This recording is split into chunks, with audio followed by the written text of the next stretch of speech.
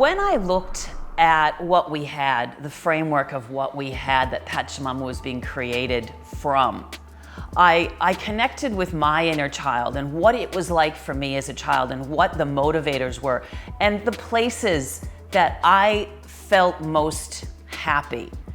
I certainly remember as a young teenager, and as I grew an older teenager, and even through my university years, I used to spend a lot of time in the high country of New South Wales in the Kosciuszko National Park.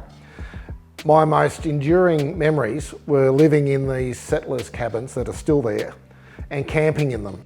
Those were when I was in nature, in the woods that we had near our house. When I built an igloo out of snow. I was happy at my grandparents' house and the feelings that that gave me and what was that environment like.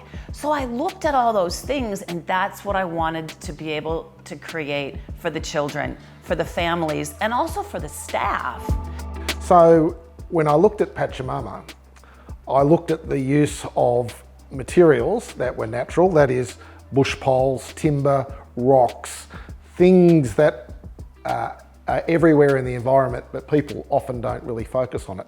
We created banks of windows in the buildings that we built so that it was wide and open and connected with the environment, and that it let in from every single angle beautiful light that they could be inside but yet connect with the outside of nature. We tried to use as many things as we could from the properties that were here, and for example our lights were made from preserving jars that we found in boxes under the house. The streams and the drains and everything that's here was built to replicate natural streams, and we used all the rocks that were on site, and it just looks stunning.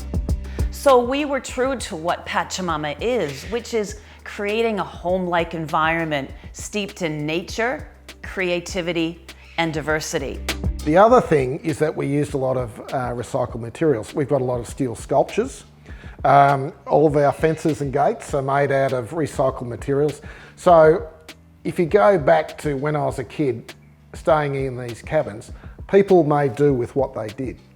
So when you see things that are repurposed, there's a sense of being appropriate with quality materials, but also too is that it creates something that is incredibly interesting to look at. And they just add to the character of the environment up here, and it is something, again, that brings back those feelings to me of when I was a young teenager and enjoying, the snowy mountains so much.